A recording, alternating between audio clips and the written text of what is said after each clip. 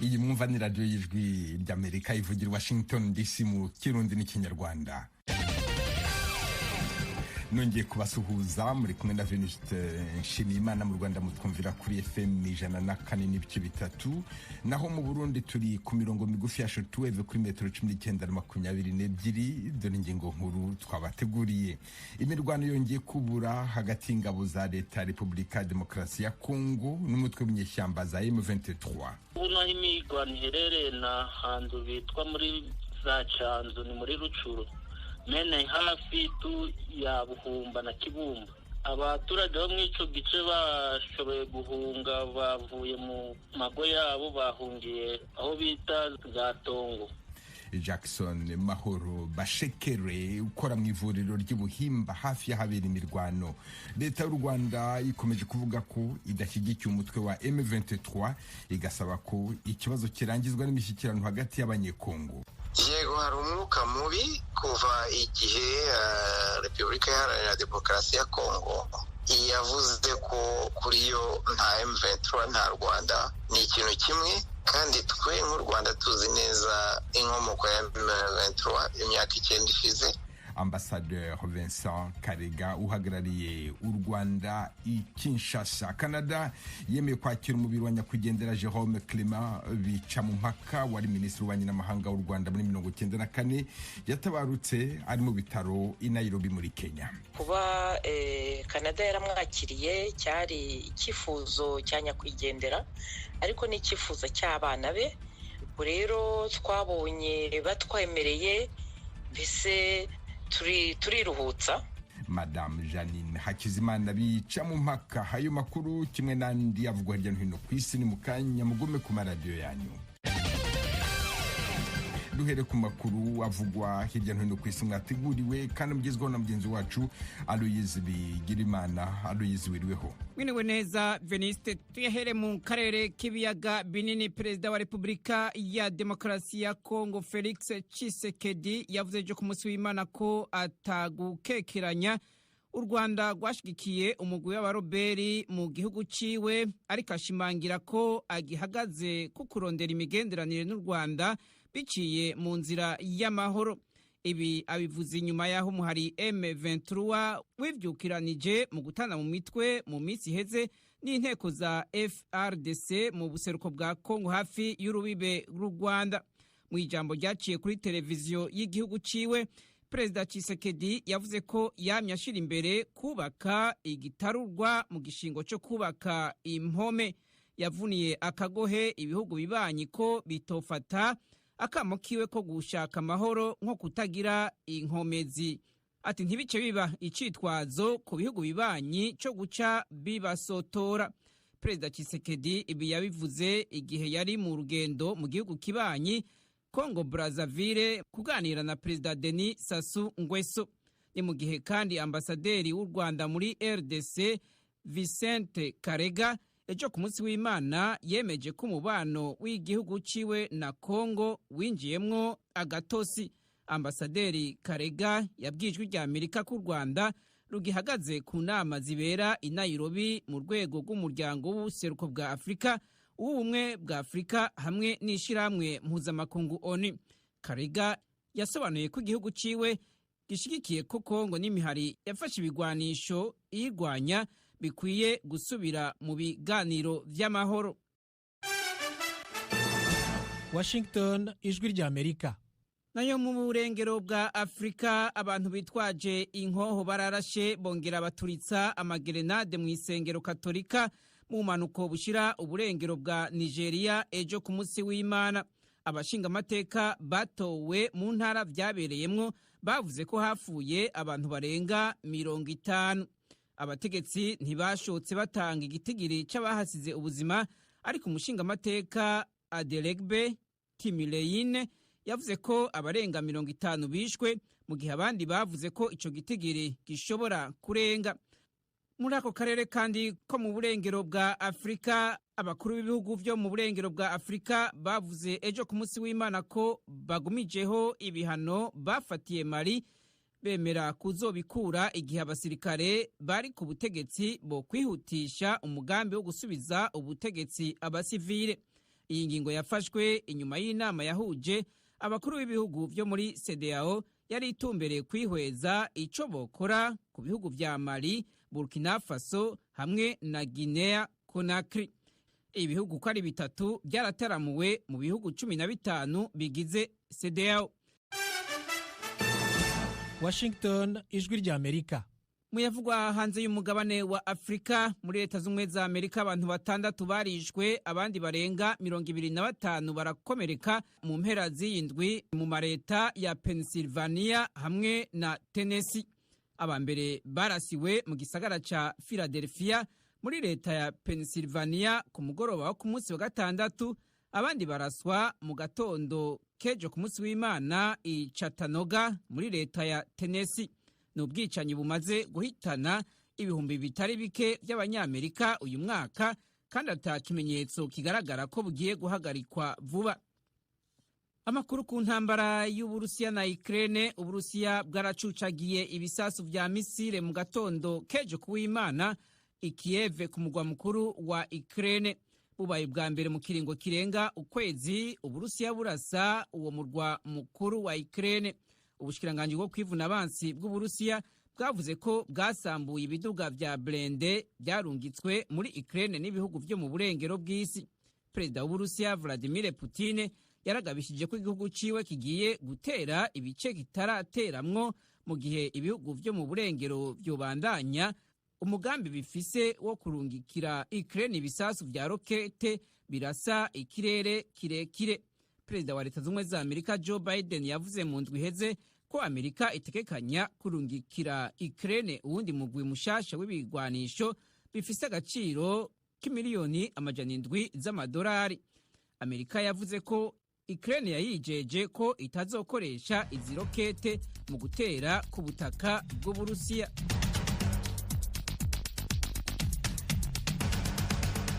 Urakoze Aloyes Bigirimana. Mukomeje kumva radio y'ijwi ry'Amerika yumvikanira kuri FM 104.3 mu Rwanda. Mu Burundi ni ku mirongo migufi ya shortwave kuri metero 19 na 22. Mushobora kandi kumva ibiganiro byacu muciye ku rubuga rwa internet kuri www.radio.com no ku mbuga za YouTube, Facebook na Instagram. Adresse yacu ni radio yacu. Iwanyu mu ntara. Tuyagire mwisanzuye kwijwi rya Amerika. Ni kuva kuwa mbere gushika kuwa gatanu, kuva isaha 7 gushika isaha 7:30 z'umutaga. Iwanyu mu ntara, iwanyu mu ntara, iwanyu mu ntara.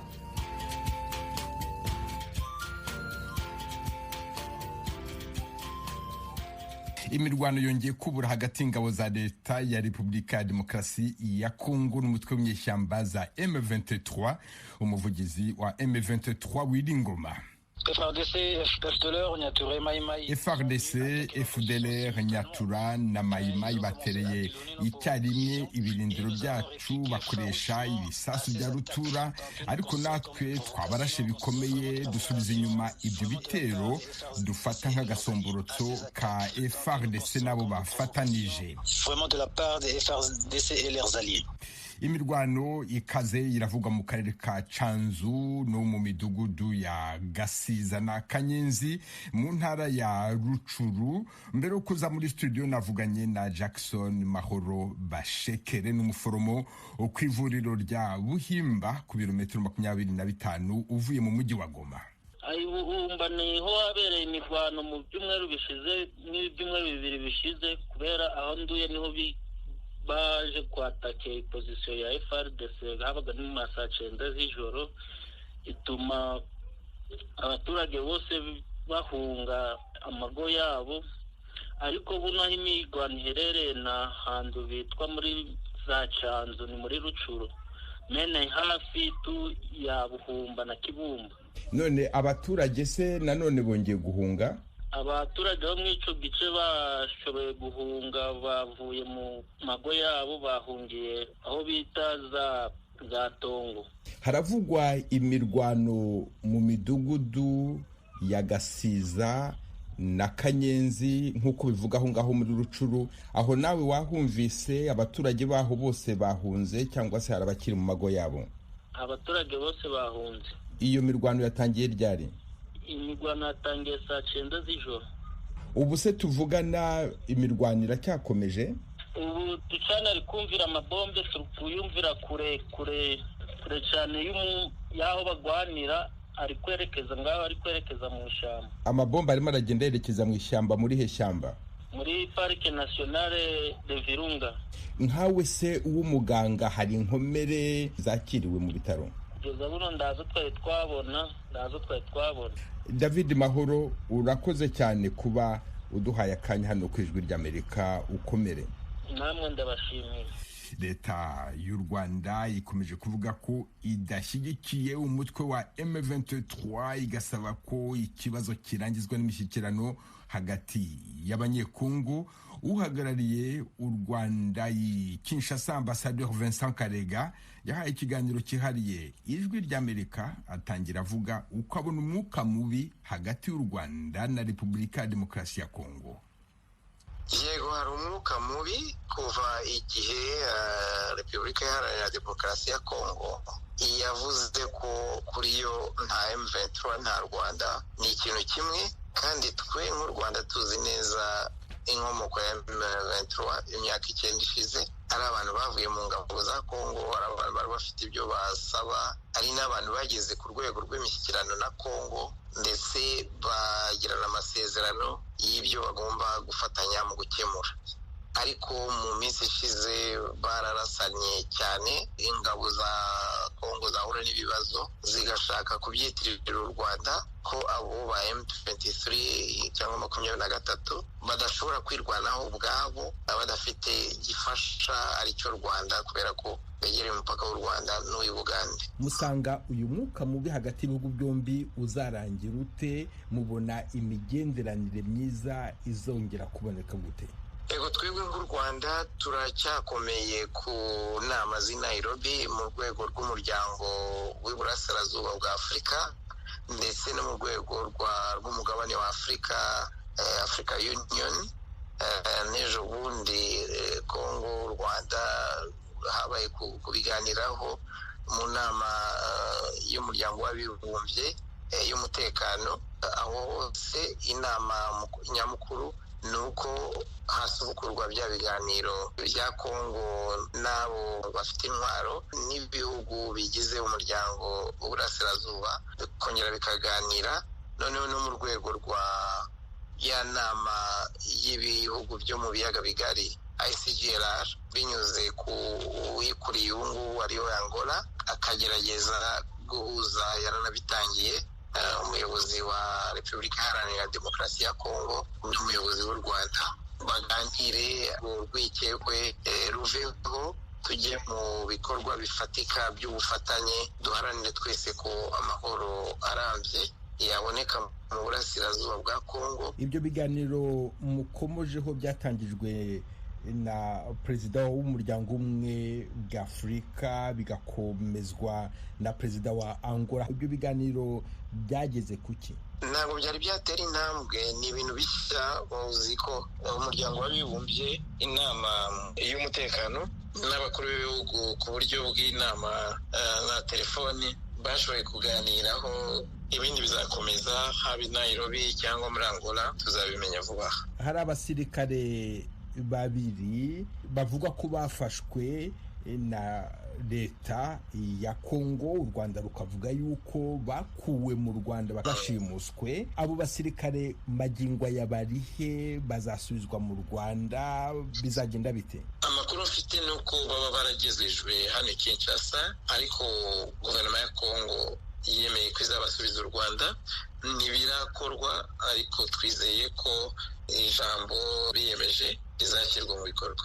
Nta munsi n'umwe ushira hatabaye imyigaragambyo yamagana u Rwanda, ariko imyigaragambyo ndetse ikwibasira wowe nk'uhagarariye u Rwanda aho ngaho i Kinshasa. Ibintu nk'ibyo ubibaho gute, ubyakira ute?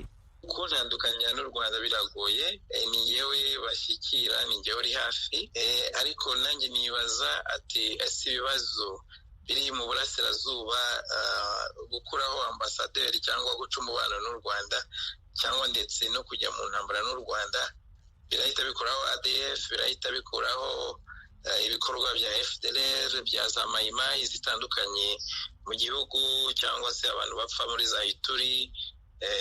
Niwo muti, nicyo gisubizo, cyangwa ahubwo abanyekongo bashyira ibitekerezo hamwe n'imbaraga zabo hamwe, bagafasha inzego z'ubuyobozi kunonosora uburyo abo bitwaje intwaro bazamburwa bagasubiza mu buzima busanzwe, ubushomeri bukarwanywa, imiyoborere ikaba myiza aho bari.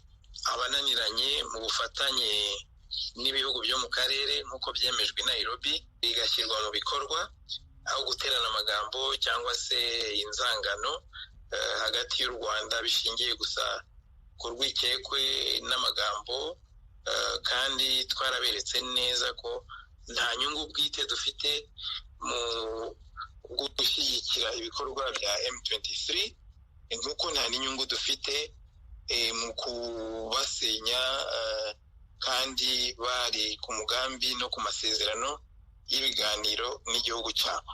Ambassadeur Vincent Karega uhagarariye u Rwanda i Kinshasa muri Repubulika ya Demokarasi ya Kongo, ndagushimiye cyane ku bw'aka kanya uhaye Ijwi ry'Amerika. Urakoze cyane. Ijwi ry'Amerika, uruwa mbere, uri Gitego. Igihugu cya Canada cyemeye kwakira umubiri wa nyakwigendera Jerome Clement Bicamumpaka wari minisitiri w'ububanyi n'amahanga w'u Rwanda mu mwaka w'1994. Yatabarutse ari mu bitaro i Nairobi muri Kenya mu kwezi gushize. Umuryango we utuye mu mujyi wa Montreal. Navuganye n'uwo bashakanye Madame Janine Hakizimana, atangira ambwira uko yakiriye icyemezo cya leta ya Canada. Mu by'ukuri kuba Canada yaramwakiriye cyari icyifuzo cya nyakwigendera, ariko n'icyifuzo cy'abana be. Rero twabonye batwemereye, mbese turiruhutsa kuko byari ngombwa ko aza, nibura iyo myaka banze ko aza ngo tubane hano, ariko nibura tujye dushobora kumenya ko ari hano aho yifuje kuba kuva bamurekura. Ndifuza kukubaza iki kibazo nigeze kukubaza, ariko harabumva Ijwi ry'Amerika wasanga bataracyumvise. Kuba warasabye ko umugabo wawe agusanga muri Canada ari muzima ntubyemererwe, ukaba umuhawe atakiriho, ubifata ute? Wabyakiriye ute? Mu by'ukuri njyewe nabonye ko iki gihugu nk'uko nababwiye ubushize cyamuciriye nk'urubanza rwa Pilato, kubera ko igihe yari akiriho ntacyo tutakoze kugira ngo tubereke ko uyu mugabo ari umwere, kandi ko nta kintu cyahungabanya ubutegetsi bwa hano. Kuba rero bamwakiriye nyuma y'aho amaze kwitaba Imana, nyine tugumana intimba yuko banze kumwakira. Ariko nk'uko Jerome nk'uko nababwiye yari umuntu uvuga ati ibi bintu byose turimo bizashira, ubwo natwe tuzakomeza turwanire ko azageraho arenganurwa, ahanagurwaho icyo Canada yashatse kumusiga bamubuza kuza hano. Ikintu nakomeza kuvuga ni uko situwasiyo y'umugabo wanjye yo kwanga kwakirwa hano muri Canada, haracyari abandi bari kumwe, abasangirangendo be ubu ngubu bari muri Nigeri, nabo bakifuza gusanga imiryango yabo, bakaba bagomba kuba bajya mu Bufaransa, mu Bwongereza no muri Denmark. Kugeza ubu ngubu ibyo bihugu bikaba bitarabakira, bakaba basa n'ababaye imfungwa muri Nigeri, kandi bashobora gusanga imiryango yabo. None imihango yo guherekeza nyakwigendera Bicamumpaka igeze he? Turateganya mu by'ukuri kumushyingura kwa gatandatu ku itariki 11 z'uku kwezi. Turumva turiteguye kugira ngo tumuherekeze, abantu benshi badufashe mu mugongo, ariko nk'uko nababwiye ikibabaje abantu igikomeza kubababaza ntabwo ari uko mbese Imana yamuhamagaye, ni ukubona akarengane arinze atahana nako ajya hariya asanga Imana. icyo kintu ni ikintu abantu bakomeza kumbwira bati ni byiza ko tumuherekeje ariko turacyafite agahinda. Injustice yagombye kubaho imyaka 23 ishize. Njyewe ariko nkongeraho mvuga nti abanyarwanda benshi barababaye, ntabwo ari Jerome gusa, abanyarwanda benshi barababaye kubera injustice bakomeza kugirirwa hirya no hino ku isi. Madame Jeannine Hakizimana Bicampaka, ndagushimye cyane ku bw'aka kanya uhaye Ijwi ry'Amerika. Murakoze kandi mukomere, mugira amahoro namwe. Washington, Ijwi ry'Amerika. Mukomeje kumva radio y'Ijwi ry'Amerika. Tugeze ku rubuga rw'imikino mu mupira w'amaguru. Ejo kuwa kabiri ikipe y'igihugu cy'u Rwanda izahura n'ikipe y'igihugu ya Senegal mu mukino w'umunsi wa kabiri mu itsinda rya 12 mu rugendo rwo guhatanira uburenganzira bwo kuzajya mu gikombe cya Afurika cy'ibihugu kizakinirwa muri Cote d'Ivoire umwaka utaha. Kigali, Jean-Claude Munyandinda. Ikipe y'igihugu y'u Rwanda y'umupira w'amaguru yamaze kugera muri Senegal, aho igomba gukina n'ikipe y'igihugu ya Senegal mu mukino w'umunsi wa kabiri mu majonjora mu itsinda rya 12 mu rugamba rwo gushakisha itike yo kuzajya mu gikombe cya Afurika cy'ibihugu kizakinirwa muri Cote d'Ivoire mu mpeshyi y'umwaka utaha. Uyu mukino hagati y'Amavubi y'u Rwanda n'intare za Senegal uteganyijwe kubera kuri Stade Abdoulaye Wade ejo kuwa kabiri guhera 3 z'ijoro ku isaha i Kigali. Byari biteganyijwe ko amakipe yombi yagombaga guhurira kuri Stade Huye Butare, ariko uyu mukino warimuwe nyuma y'uko impuzamashyirahamwe y'umupira w'amaguru muri Afurika CAF isanze iyi stade hari ibyitujuje, kandi ko mu mujyi wa Butare nta mahoteli ahari ashobora kwakira abashyitsi benshi bo ku rwego rwo hejuru. Ibi biraca amarenga ko Senegal ariyo izabyungukiramo kuko ishobora kuzakinira iwayo mu rugo imikino ibiri izayihuza n'u Rwanda, ni ukuvuga umukino ubanza n'umukino wo kwishyura. Senegal igiye gukina uyu mukino ifite akanyamuneza, dore ko ejo bundi kuwa gatandatu yatsinze ikipe y'igihugu ya Benin ibitego 3-1 kuri Stade Abdoulaye Wade. Ku ruhande rw'Amavubi y'u Rwanda nabo ngo icyizere ni cyose nyuma yo kunganya na Mozambique igitego 1-1 kuwa kane w'icyumweru gishize mu mukino w'umunsi wa mbere muri aya majonjora mu matsinda wabereye kuri Stade FNB muri Afurika y'Epfo. Nyuma y'uwo mukino kapiteni w'u Rwanda Meddie Kagere yatangaje ko kubona inota ryo hanze bitari byoroshye. Turashimiye Imana ko tubonye inota rimwe, ariko ko bizi umukino wari ukomeye, gusa it was all about the small details. Kwa kundi kwirara, ariko what I can say, I congratulate my players, my teammates. Ikintu bakoze na akazi gakomeye bakoze kubona inota rimwe. Oshimiye inota ubonye, ntabwo twakoresheje chance twabonye, naho bari bananiwe, ukabona ko twari dufite imbaraga kugira ngo byibura aka kantu, kandi match ya mbere bikomeye ntabwo iba yoroshye. Niyo mpamvu gukinaho ukabona inota rimwe ntabwo ari ibintu byoroshye. Kugeza ubu nyuma y'umunsi wa mbere w'imikino muri itsinda rya 12, ikipe ya mbere ni Senegal ifite amanota 3, ku mwanya wa kabiri hakaza u Rwanda na Mozambique zombi zikaba zifite inota rimwe, hanyuma ku mwanya wa kane naho wa nyuma hakaba Benin ifite 0-1 y'ibitego 2. Tukiri mu mupira w'amaguru, ikipe y'igihugu y'u Rwanda mu cyiciro cy'abagore yamaze gusezererwa mu irushanwa rya Sekafa ririmo kubera mu mujyi wa Jinja muri Uganda. Muri iri rushanwa amakipe 8 niyo yari yaserutse agabanyije mu matsinda 2. Itsinda rya mbere ryari rigizwe na Uganda, Uburundi, Djibouti n'u Rwanda. Mu itsinda rya kabiri hari harimo Ethiopia, Tanzania, Zanzibar na Sudani y'Epfo. Ikipe y'u Rwanda ejo ku cyumweru yakinnye umukino wayo wa gatatu na wa nyuma mu itsinda wayihuje na Djibouti, nayo yari yararangije gusezererwa. Uyu mukino wari wo kurangiza umuhango kuko abakinnyi b'umutoza Sostene Habimana bari baratakaje imikino 2 ibanza. Ku ikubitiro batsinzwe na Uganda ibitego 2-0, hanyuma batsindwa n'u Burundi ibitego 2-1. Yari Claude Munyandinda i Kigali. Ikipe y'u Burundi y'umupira w'amaguru y'abagore izakina umukino wa 1/2 mu marushanwa ya Sekafa abera mu mujyi wa Jinja muri Uganda. Naho muri basketball irushanwa ry'u Burundi kuri iki cyumweru ryari rigeje ku munsi wa karindwi. Ikipe urunani rwirahira remesha ku manota 77 kuri 70. Inkuru ya Desire Hatungimana. Iryo higanwa ry'u Burundi muri basketball kuri no w'Imana hari inkino zitezwe cyane zihuza imigwi mu gisagara cya Bujumbura. Jimkana yari mu kibanza cya mbere itaratsindwa na rimwe kuri no w'Imana niwe yatakaza ikibanza ca mbere itsinzwe na Rezipo ku manota 82 kuri 72. Umumenyereza wa Rezipo akabamenyesha ko bari baje biteguye kugira bakosora amakosa bahoramwo, kandi aremeza ko imigwi bagiye kuzohura yobitega. Faza rero biragaragara ko twayitanguye nabi, ko twahereye ku ma defete abiri, ariko twagiye turabona amaherero burya amadefete nayo nyene hari gihe aba meza kugira ngo umuntu ashobore gukosora ka Justin ivyo abakeneye kwa Justin. Rero novuga ngo gushika ubu nico kintu catubaye ko twarashoboye kwa Justin bimwe hariho match twakinye contre Urunani iratwiyaka ku munota wa nyuma.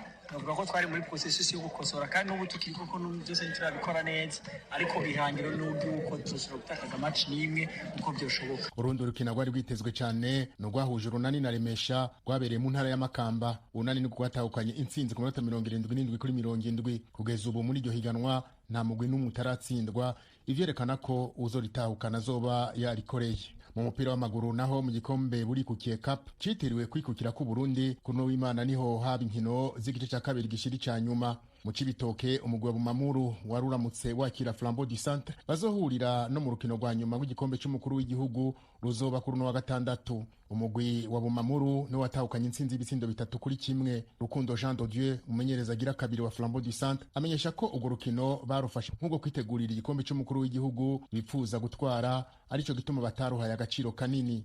Izo matches zibiri ugaragaza kugira wa valeur usumba iyindi. Twe novuga ko kuri twe rero agaciro kanini kari kuri finale ya Coupe du Président, nico gituma natwashatanze chance ku bajere bashoboka kugira ngo nabo bakine be-exprimer turabaho bageze, turabe ko n'abashasha bashobora kudufasha kuri match finale. Nijo rero twako turara muri ni match, ubundi nta objectif nende twari twifise. Mu rundi rukino rw'ico gice cya kabiri gishiri ca nyuma Atletico ni Ore yatsinze Top Junior ibitsindo 3-1 nyene. Iyo migwi yatsinze izo cihurira mu rukino rwa nyuma igenekezo rya 18 za kuno kwezi turimwo. Mu mupira w'amaguru kandi mu gisata c'abigeme kuri no wa Mungu Ubugande bwatsinze Uburundi ibitsindo 4-1 mu rukino rwa nyuma rwo mu itsinda A rigizwe n'u Burundi, Uganda, Rwanda na Djibouti mu nkino za Sekafa zihuza imigwi iserukira bihugu y'abigeme. Naho Burundi bwatsinzwe kubera bwatsinze u Rwanda ibitsindo 2-1 na Djibouti ibitsindo 3-0. Uburundi uzokina igice cya kabiri gishiri ca nyuma. Uwo mugwi w'Uburundi uzitabira inkino z'igikombe ca Afrika kizobera muri Maroc mu ntango z'ukwezi kw'indwi. Belize Ninahazwe icegera c'umumenyereza w'uwo mugwi amenyesha ko izo nkino ziriko zirabereka igikenewe gukosorwa. Jecho novuga izi nkino zaje muri sanse yo kudufasha twebwe, kubera zidufasha kubona nivo yacu ahiri ubunye nico tugiye kongereza nitwataha. Kuvuga ngo umusaruro ngo ni mubi oyayi, niho tugeza, ariko tuzogenda kwitegura neza.